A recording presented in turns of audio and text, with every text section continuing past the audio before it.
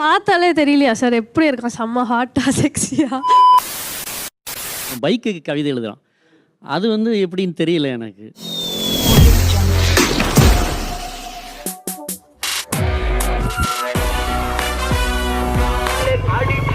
செம்ம சீனிக்குது இன்னைக்கு.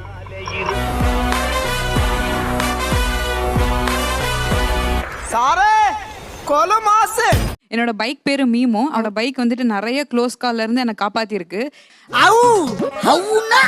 அது எப்படா முடியும்? நம்ம ஃபீலிங்ஸை வந்துட்டு ஷேர் பண்ண முடியாது, யார் அட்வான்டேஜ் எடுத்துப்பாங்கன்னு தெரியாது. என்ன ஒரு தாட் process, என்ன கிரேட் நீங்க. நமக்குன்னு வந்துட்டு ஒரு ஜீவன் இருக்குன்னா அது பைக் தான். என் ஹஸ்பண்ட் தோழமை விட்டு கொடுக்க மாட்டீங்களே, பிரமாதம்.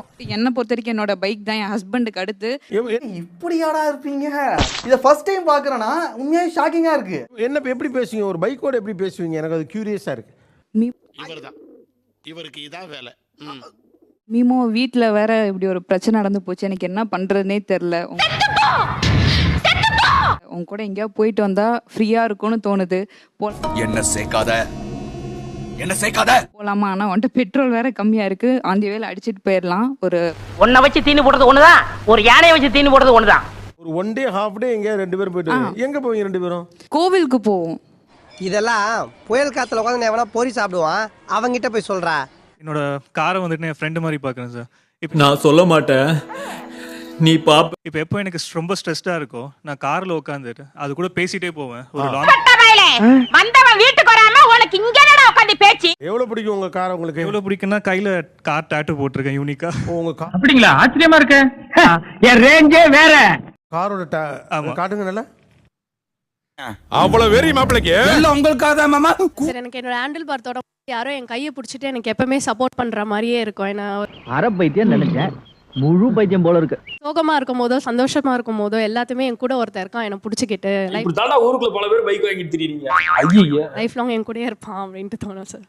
இது மென்டலி பைத்தியம், அறவைக்காடு. என்ன கொஞ்சுவீங்க பைக்?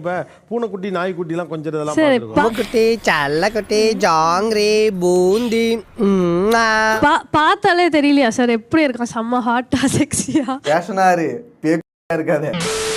பார்க்க அழகா இருக்கான், அவன் கண்ணை பாருங்க எப்படி இருக்கு. அவர் கண்ண பாரியா, அவர் ஆன் பண்ணி பாருங்க பாருங்க சார் எப்படி இருக்கு. அவன் கண்ணை பார்த்தாலே ஒரு லவ் தானா வராதா சார்? டேய் இது என்னங்கடா பைக், ஏதோ பிரெக்னன்ட் ஆன பசுமாடு மாதிரி இருக்கு. இதுவே கூட யாருமே ஸ்கிராச் பண்ண கூடாதுன்னு பிபிஎஃப், யாருன்னா தொட்டா கூட எனக்கு கோவம் வரும். லிட்டரா பிடிக்கும். கையறா மோதிர கையில டேங்க்ல ஸ்கிராச் பண்ணுங்கற. திடீர்னு எதனா பண்ணிட்டாங்கடா அப்படி சொல்லிட்டு ஒரு ஸ்கிராச் வந்தாலும் நம்மளுக்கு மனசு கஷ்டமா இருக்கும். இப்போ அந்த டேய் வாட்டர் டேங்க் வைத்தா இதெல்லாம் ஒரு வண்டி நேத்து வந்து நடந்து வரலாமடா. பாத்தீங்கன்னா ஸ்கிராட்ச் கிச்சு விழுங்க இப்படி அவனா திரும்ப தானே செய்வான். இதெல்லாம் என்னங்கடா வண்டி இது? பிரசவமான பசுமாடு மாதிரி இருக்கு இது. கோவம் வருது ஆனா வெளியில காட்ட முடியல. அத வேற ஞாபகப்படுத்திட்டீங்க. நெஞ்சமெல்லாம் பொண்ணா இருக்கு தம்பி. ஒரு பார்க்கிங் நிக்கிற அப்படியே ஒருத்தன் ஆசை திருப்புவாங்க தான். அவன் பண்ணிட்டடா, பாவம் பாவம் பாவம் பண்ணிட்ட பாவி பயலே. அப்படிலாம் பண்ணக்கூடாது சார். இது என்னன்னு சுரண்டி பாக்குறேன். அழுத்தடா அவருக்கு வலிக்குடா. இத பாரு, அப்படிலாம் பண்ணாதீங்க. நாங்கலாம் பார்க்கிங்ல வண்டி இருந்தா இந்த புடி உதைச்சிட்டே இருப்போம் சார். ஆனா எவ்வளவு வன்மம் உள்ள இருக்குன்றத தெரியுதுடா. போடான்னு தெரியல நீங்க. அதுக்கு ஒரு உயிர் இருக்கு சார், அப்படிலாம் ட்ரீட் பண்ண முடியாது நீங்க. எங்களுக்கு எமோஷன்ஸ் இருக்குல்ல சார். வேணாம் சார். இப்போ நீ ஏத்துனா உயிர் இருக்கு, யாருக்குன்னா எனக்கு. Bro I don't care. மாதிரி என்னுடைய காரை நான் தினசரி உள்ள பூவெல்லாம் வச்சு தவறாம அதை நான் பண்ணிட்டு இருக்கேன் 15 வருஷமா. இவனை பார்த்து நான் ஆச்சரியப்படுறேன். வல்லவனுக்கு வல்லவன் வரத்தானே செய்வான். 15 வருஷமா உங்களுக்கு பூ வாங்கி கொடுக்காம காருக்கு பூ போட்டுக்கிட்டு இருக்காருங்க அவரு. எனக்கு வருத்தம்ப்பா, எனக்கு ரொம்ப வருத்தம். என்னால பார்க்க முடியாதுப்பா. அதை கேட்டா அது ஃபர்ஸ்ட் ஒய்ஃப் அதுன்னு தான் சொல்றாரு சார். எனக்கு வாங்கியே தர மாட்டேன். சொல்றேன் கேளுடி. வரமாட்டாரு. கார்ல ஃப்ரெஷ்ஷா பூ இருக்கும், டீலி கார் தடைச்சிருவாரு. தினமும் நல்லா க்ளீன் பண்ணுவீங்களா? கிளீனிங் சொல்லாதீங்க, வாயில அடிங்க செய்யும் பண்ணுவியாப்பான்னு கேளுங்க. பொறாமையா இருக்கும். அட என்னோட ஏத்த நீ வயிற்று பிடிங்கிட்டேன்னு கூட தோணும் சமயம். டேய் பொறாமப்படாதடா, இவன் 1000ல ஒருத்தன், இவனுக்கு எல்லாம் அமைஞ்சிருக்குடா. கண்ணு போடாதீங்க. உங்களுக்கு மாதிரி என்னக்கா தலையில வச்சு விட்டுருக்காரா? அதெல்லாம் கிடையாது. வாய்ப்பு இல்ல ராஜா. வாங்கி கொடுக்கறதே பெருசு, அதுல தலையில வேற எங்க சார் வைக்க வராரு? பொறுப்பில்ல உனக்கு பொம்பளை சோக்கு எதுக்கு? விருப்பம் இல்லையா? அப்படிங்கிற இல்ல சார், அப்படி இல்ல. எங்க குடும்பத்துல இந்த மாதிரி காமெடி எல்லாம் அடிக்கடி நடக்கும். விருப்பம் இல்ல சார், அபிமானம் அது மேல அதிகமா வச்சிருக்காரு. அதுதான் உண்மை. இப்படி ஒரு வைஃப் அமைய நீ கொடுத்து வச்சிருக்கணும்டா. Okay okay. அது அப்படி கூட எடுத்துக்கலாம். ஏன்னா மனைவியா பார்க்குறேன், அந்த அளவுக்கு பாசமா இருக்கணும் அதோட கார்ல. ஆனா என்ன பிரயோஜனம்? அம்மன் ஜல்லிக்கு பிரயோஜனம்லடா. என் வீட்லயே வந்து என் ஹஸ்பண்ட் வந்து பைக் வச்சிருக்காரு. பைக்ல பின்னாடி சீட் கிடையாது சார். ஆனா வெறியாயி மன உளைச்சுக்கு ஆளாயிட்டேன். அவருக்கு வந்து அந்த பைக் மேல இன்ட்ரெஸ்ட்ல அவர் மட்டும் தான் அதை என்ஜாய் பண்ணும். இப்படி தாங்க நீ அநியாயத்துக்கு நல்லவனா இருக்க.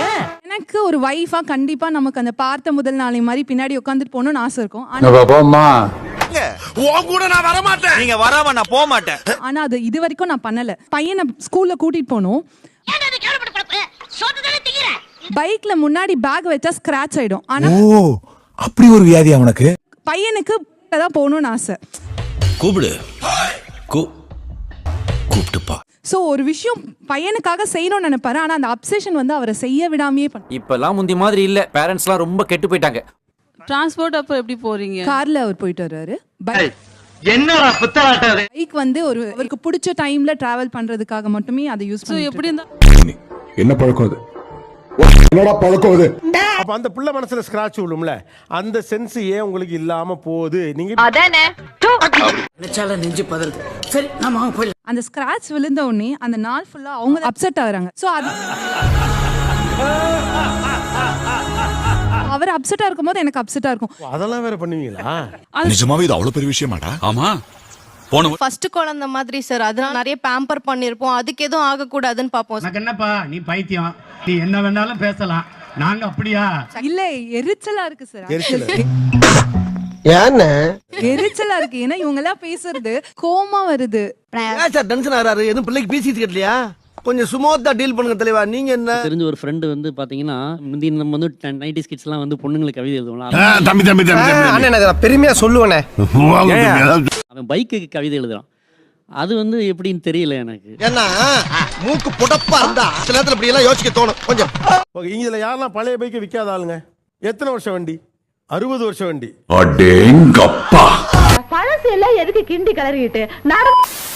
1964ல வாங்கின வண்டி இன்னும் வச்சிருக்கேன். சொல்றேன் சார், நான் இது சும்மா ஹாபிக்காக பண்ணல, 100% ப்ரொஃபஷனல். இங்கிலாந்துல இருந்து அவங்க வந்து கேட்டாங்க இந்த வண்டி கொடுங்க, ஏன்னா அவ்வளோ ஒரிஜினல் இருக்கு அந்த வண்டியில. எவ்வளவு ரூபாய்? அப்ப புள்ளி பெரும்புள்ளி காசு கொட்டுது போல இருக்கு. எவ்வளவு ரூபாய் வரைக்கும் கேட்டாங்க? ஓப்பன் செக், பிளாங்க் செக் கொடுத்தாங்க. நான் வாங்க மாட்டேன்னா பணத்தை காட்டுறியா? மூஞ்ச பாரு மூஞ்ச நல்லா. அப்ப சொன்னாங்க, உங்களுக்கு எப்ப மனசு மாறுதோ சொல்லுங்க, British Airways they'll come and meet you. என்ன சாமி ஆடுறீங்க? புல்ல இருக்குதுப்பா உன் பொறுப்பு உணர்ச்சியை பார்த்த உடனே. என்னோட ரேஸ் வண்டி கூட கேட்டாங்க. வேர்ல்ட் சாம்பியன்ஷிப் மோட்டார் சைக்கிள் எல்லாமே அங்க இருக்கு. கொடுக்க மாட்டேன். என்னிடம் வராதீர்கள் தம்பிகளே. சரி வகுந்து விடுவேன். சரிங்க எழுத்தாணியை. அதுக்கு கல்யாணம் ஆனதுக்கு அப்புறம் கூட எங்க வண்டி பெட்ரூம்ல தான் இருந்தது. பாருப்பா உடம்பெல்லாம் புல்லரிச்சு போச்சு.